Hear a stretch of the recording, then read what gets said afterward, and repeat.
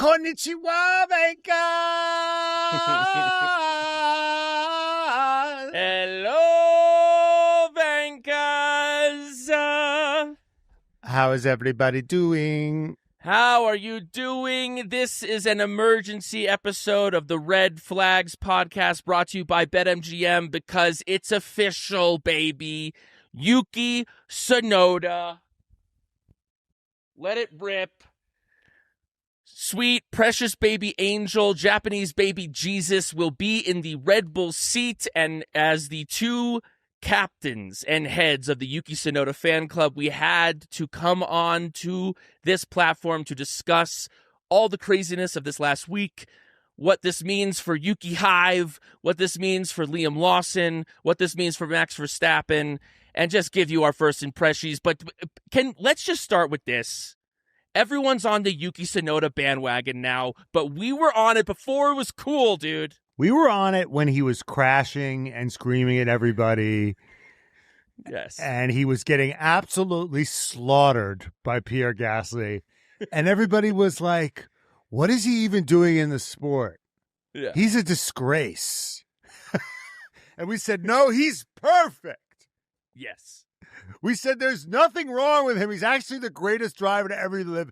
And back then we said, give him the Red Bull seat. We were saying, give him the Red Bull seat back then. Dude, if he had one good performance against Pierre Gasly, we were like, get him in the Red Bull seat because we've loved his vibe. But then we actually watched him turn into a great driver. We've watched him turn into a solid, consistent, safe pair of hands that is Yes. Yuki Tsunoda. And Yes. I mean, after he had those 2 years of learning with Pierre Gasly, and he was underneath Pierre's umbrella, but the vibe was great. And then he gets there, he leads the team, kills Nick DeVries. Just everybody they threw at him, he kills. He kills Nick DeVries. He ends Daniel Ricciardo. Yep. He outdoes Liam Lawson, and now it's so funny because he's being promoted, but they don't want him on the team. Right. Yeah. Like Red Bull doesn't want this to happen. He's their last choice. Red Bull apparently turned down $10 million from Honda last year. That this is what the reporting is that last year when it was like, who's going to get the seat, Honda offered Red Bull an additional $10 million because apparently they pay the Red Bull organization to have him in the V-Carb seat, but they were like, we're going to give you an extra 10 to have him go to Red Bull. Red Bull said no. They turned down $10 million in order to promote Liam. And the reality is that they should have promoted Yuki in the first place because what this whole thing has done now, it's like completely maybe destroyed Liam Lawson. Yes. I mean, in this whole process, when you don't give the guy who, listen, Liam was kind of there with Yuki last year, but Yuki out-qualified him, I think, 6 for 6. So it's like, what are we talking about here? Even if you prefer Liam Lawson, you want to give him more time. Yes. So at least it's a shitty year. Just use Yuki to buy Liam some time, get his confidence up, get him testing. Especially because we're going into a new regs, like next year's going to be new regulations. It's going to be a whole other car. So even what this year is going to be, what this car is not even going to be indicative of what the car is going to be next year. So take the money. Take the Honda money. You're getting rid of, here's the thing.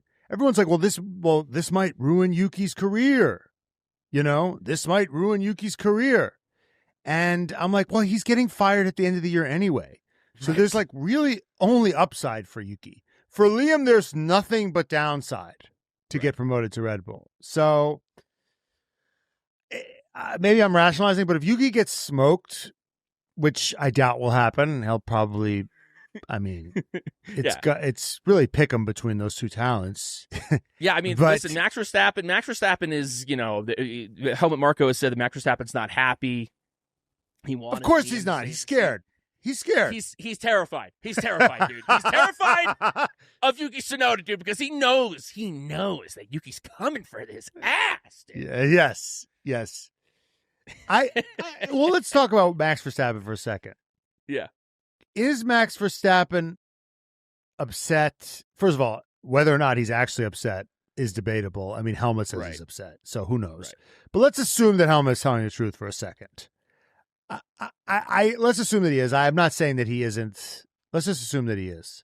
Right. I can imagine Max Verstappen is upset because he doesn't like all this bullshit. Every week Chaos. It's bullshit. Yeah. Chaos. He's got to answer questions. It's just more media attention, and they're not. And he could deal with it last year with the Christian thing because at least they could win. Right. But now they're not even winning. Yeah. Now they're just a disaster. Right. On track and off, and it's just like I got to answer these media questions, and I'm coming in fourth place. Yeah. It's just because he had to answer questions about Checo every week. Mm-hmm. They get to deal with it, but at least he was fucking miles ahead. Now he's got to answer. He hates this shit. Now he's finishing in fourth, and he's still got to like deal with the circus and the chaos around the second seat at the team that's not ever going to win a constructor's championship. Like, they're not going to win the constructor's championship, even if they had 2 Max Verstappens in there. That wouldn't happen this year. It's crazy. He's just done with the circus. He doesn't want to deal with the circus unless he's winning, and they're not winning. So he's just fed up with it. He's fed up with it. I think that's probably true. I don't think it's because he doesn't like Yuki. I think he just doesn't want to deal with this shit anymore. And I think that he liked Liam fine. But I also think that he sees it's like, what? 2 races? Like, you went through this whole thing last year to give him 2 races? I know he didn't perform well. I know he was like behind the ball, but like they had all this press, right? They had all this stuff about how we're going to nurture Liam, we're going to support Liam, we're going to really, he doesn't have to go in there and try to win. He's just got to be there to support Max, and we're going to do it different this time. I know that you've seen the way that we've handled all of our other drivers. We're going to do it different this time. And it's just 2 races is so savage. Yeah, and then they held on to Checo probably a little too long, and then they didn't give Liam enough time. Right. It's crazy. It's insane. But I think what Kim Illman was saying was that Honda wanted Yuki in by Japan, and that they would have given extra money to get him in by Japan. So it seems like that the order of events was Honda was ready to give Red Bull $10 million last year to put Yuki in the seat. They said no. Then when Liam was struggling, they called this emergency meeting, which apparently included shareholders. So maybe there was outside pressure as well. And then they went back to Honda. They said, hey, what about that 10 mil, right? And then Honda said, okay, yeah, but he's in by Japan because we're not sorry. His first race isn't going to be Bahrain when we can get him in for Suzuka. So fuck you. I think they offered an extra 10 mil. I think it was 20. I think the number moved to 20, but it had to be Japan. Which is interesting. That's what Yuki Tsunoda's interesting worth, because dude. I want to get their money's worth. But the problem is, here's the problem: is I don't want to say that Honda doesn't care about Yuki because they've supported him all this time and they want to get the maximum bang for their buck. But what would be best for him at this point would be to get him in after winter break. So he had that winter to bet in. Now he's got 1 week to sort of get integrated. He's got no time. He's not going to be able to get any time in the car, right, during this week, or no? Yes, he's got less time. He's got less time to prepare than Liam had. Yeah. I mean, he had, I think, after Abu Dhabi last year, I think that he was able to be in the Red Bull car. I saw some interviews with him after that. He was talking about how much he loved driving the car, that he could see why it's a car that fights for wins, the grip, this, that, and the other. But he's going to have 3 practice sessions as opposed to Liam, who had 3 days of testing in Bahrain to try to get his feet underneath this car. He's going to have 3 practice sessions. So it's going to be, it's a steep hill for him to climb. But what do you think, dude? What do you think is going to happen in Japan? And what we've learned is that that the Toro Rosso or the Minardi or whatever the fuck V-carb doesn't really prepare you for that car. Yeah. What do I think? He can't do worse. He can't do worse. It really what it boils down to is, you and I don't know this, is whether or not Yuki has an adaptable driving style. Right. If him and Max sort of speak the same language on the track. I'm hoping for a P12 or a P11, and then everyone's like, well, if he could get a P7, if he could get point, I'm like, dude, if he could get P12, that's a win. He could just show that he's mixing it up. If he's not fucking last. Yeah. So, I mean, I don't buy this. I feel bad for Liam, but I don't buy this stuff of like, well, he doesn't know the track. I'm like, that doesn't know the track. That's like a tenth or two, but that's not 8/10 that you don't know the fucking track. No, he clearly, I don't know if it was the pressure, because he drove the car last year and he seemed to impress enough in testing. I don't know if it was the pressure. I don't know if how much the adjustments of this new car has really kind of made it, because it seems like what the deal is with this Red Bull car is that, in 2022 there were these issues maybe, but Max was so good and they were winning that they were covered by Max Verstappen's greatness. That these issues have been covered. Everyone's kind of quoting that, Checo's been saying the car is fucked. I have it printed out. What people are taking out of context with that is that was all about porpoising. Yes. And that's not what, what he was saying there is actually irrelevant to this. It wasn't like your car is ultimately going to be a little bit harder to drive for your second driver who's not Max Verstappen. That was a discussion about porpoising, which the Red Bull didn't suffer with at the time. But there clearly were issues with this car that as it got faster and faster and faster, the window with which it worked got smaller and smaller and smaller, as opposed to some of these other cars that as they got faster and faster and faster, their floor raised as well. Like McLaren is pretty drivable in lots of scenarios. Like Oscar and Lando have pretty different driving styles, and they both find a way to get pace in that car. But it's like with this Red Bull, there's kind of one way to drive it. And Max has figured that way out. It's like a club that it's like a golf club or a tennis racket that is a very effective tennis racket. Yes. But the sweet spot is like tiny. Yes. Tiny sweet spot, right? So if the thing is when everybody else was struggling behind you, you didn't have to swing as hard, and it was easier to hit the sweet spot. But now that everyone's catching up, you got to swing really fucking hard, and all of a sudden, really swinging out of your shoes and hitting that tiny sweet spot is now fucking difficult. And only Max can fucking do the Happy Gilmore run and hit the tiny ass sweet spot. Right. And even now, even when he hits the sweet spot, the other clubs have caught up. These clubs that have a bigger sweet spot. Yep. And have the same range. Right. How'd I do? I don't even play golf. I just assumed that's a thing. That was solid. Yeah. I mean, that worked. There's a lot of questions now around, is Liam going to potentially do better than Yuki now that he's in a more bigger sweet spot drivable car? That what does it say? Our producers asking, what does it say about Red Bull if Liam is finishing ahead of Yuki in these next couple races? It says that the V-carb is easier to drive. Right. It's a bigger sweet spot. Perfect and it metaphor. Also says that, who knows? Can we just take a second? Who knows if you put Max Verstappen in the V-carb, where does he finish? Podium.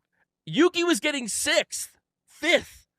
You're telling me that Max Verstappen wouldn't be a couple tenths up on Yuki, wouldn't be able to find that extra pace? I mean, the question right now is is the V-carb actually a better car than the Red Bull?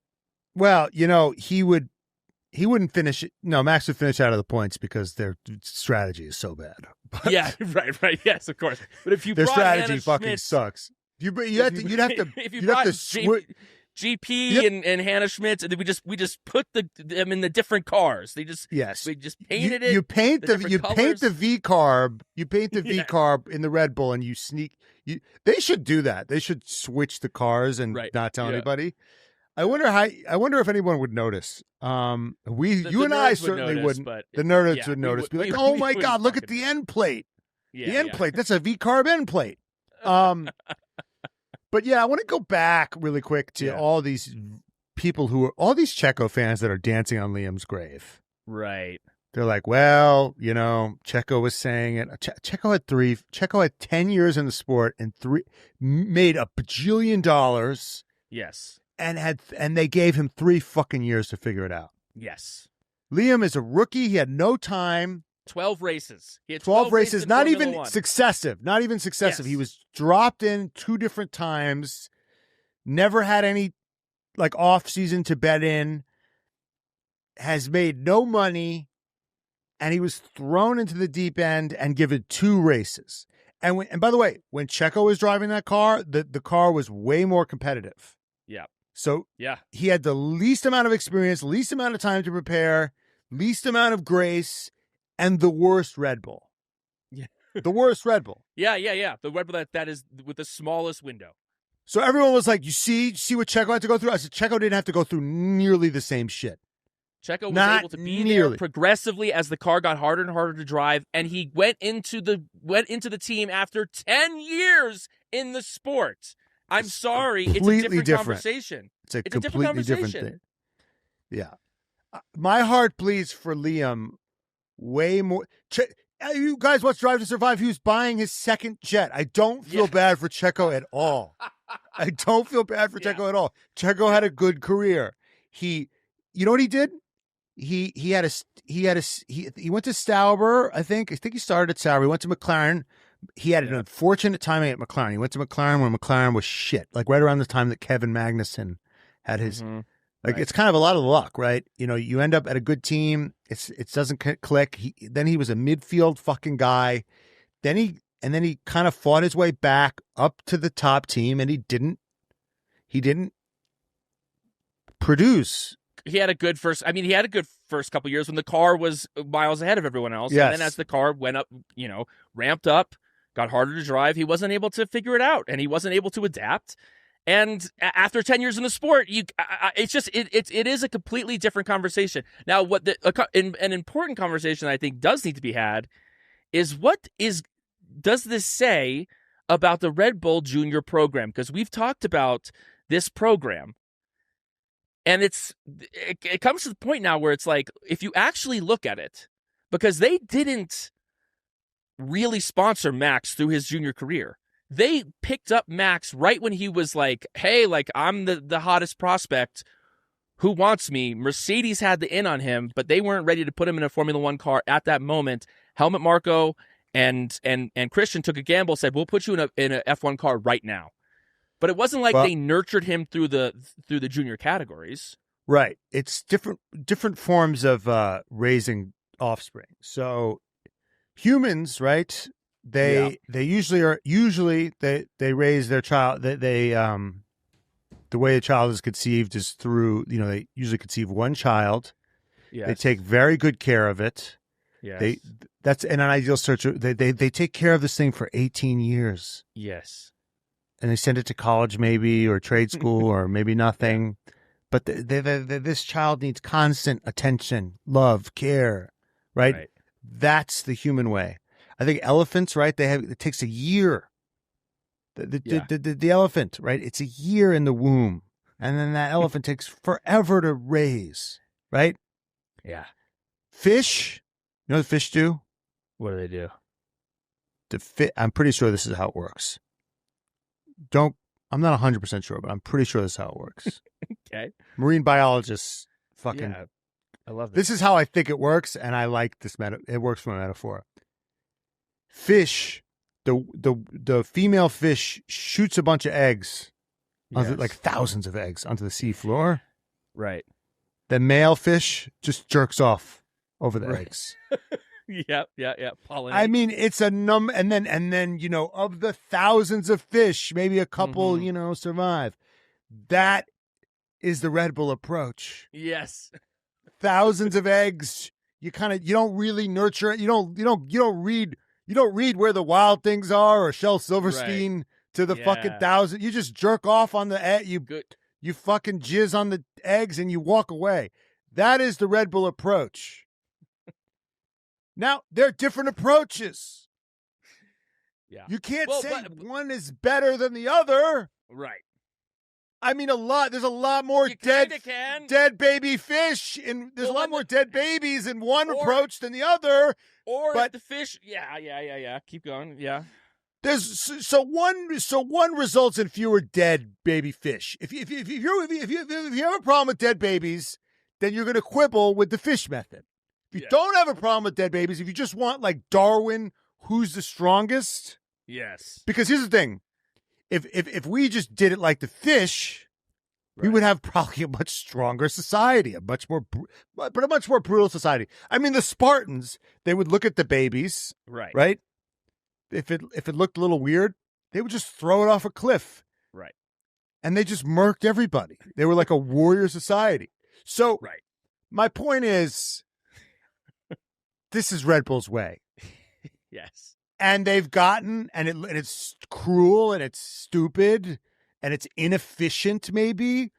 But they've gotten Max, they've gotten Vettel, and they've gotten Daniel Ricciardo. Kind of it, but that's kind of it. Actually, that's it. No, that is it.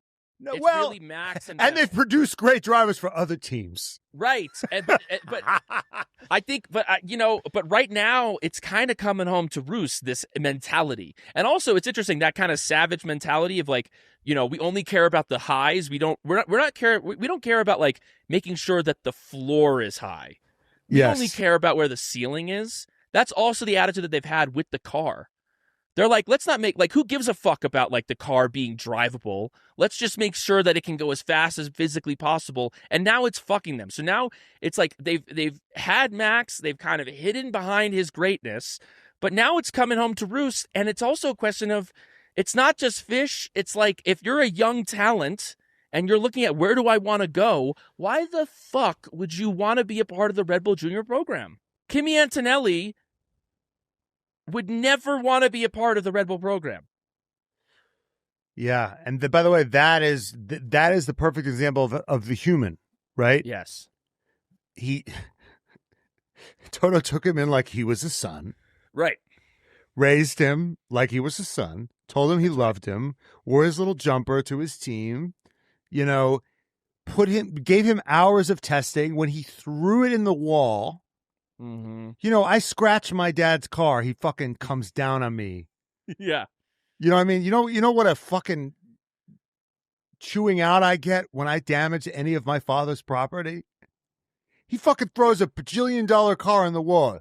All good, Kimmy. All good. Kimmy. You're it's amazing. All good. He nurtures his child, his baby. He's like an elephant or human. Right. And guess what? He's got George Russell, very solid. Mm-hmm. And he's got Kimmy, who seems like a solid prospect. And he's kind of too. And it's interesting because he had Nick DeVries, he had Mick Schumacher, and those kind. Like he has misses, but it's never as embarrassing as this. Yeah. No, because Nick DeVries was Mercedes and Mick Schumacher was Mercedes. He was Ferrari and then he switched. But he was Ferrari. But then Toto was talking about how he should have been treated better. But it's and now it's the question: Yuki Tsunoda, who has been through the Red Bull program, his junior career, driving Red Bull cars. Now there was the Honda connection, of course. But it's now time for Yuki to enter into the octagon that is driving for the Red Bull team. Let's talk about how you think this year is going to go. Yuki Tsunoda, what are our hopes and dreams for our boy, dude? Well, first let me say, it's interesting because if he does well, let's remember that Red Bull didn't pick him. Honda picked him and was like, this is our guy. So if he does great, it doesn't really say anything about Red Bull's ability to scout. It says something about Honda's ability to scout. But I think he gets P12, and I'm very happy with that. In Japan, I think he gets P12. And then Liam gets P9, and everyone's like, "Oh shit! Yeah. Oh shit!" Yeah. But I think P12 would be a great result for him. I think that he gets P8. Uh-huh. I think that he gets points on debut. And I think that this year he gets multiple podiums. Fucking heard it here first. I'm putting all my eggs in my boy. I think that he's ready for this, dude. I think that he's ready for it. I think that he's going to be the best person to drive that second Red Bull car since Daniel Ricciardo. I've been bullish on Yuki Tsunoda since day dot. Why am I going to stop now that he finally has the opportunity to prove everyone fucking wrong? Let's go, Yuki fucking Tsunoda. Let's go. Let's go. Goodbye. Let's go, Yuki. You can do it, Yuki! Everyone loves you now, but remember who loved you first. It was us. It was Matt and I. At the Red Flags podcast. He knows. He knows. He follows us on Instagram. He knows, dude. He shit his pants and still won a race. You think he can't handle a Red Bull with a fucking narrow window? I think he can fucking do it. Yuki, dude, he's been living in a house. He's been sharing a lease with a girlfriend that hates him and has dumped him already. Yes. Like he knows what it's like to be in a hostile environment. He lives it every day. Yes. You know? He'll be fine. We did this on the Patreon, but I think we should do it here. Let's say a prayer for Yuki Tsunoda. Dear Japanese baby Jesus, may your front be sharp, may your rear be stable.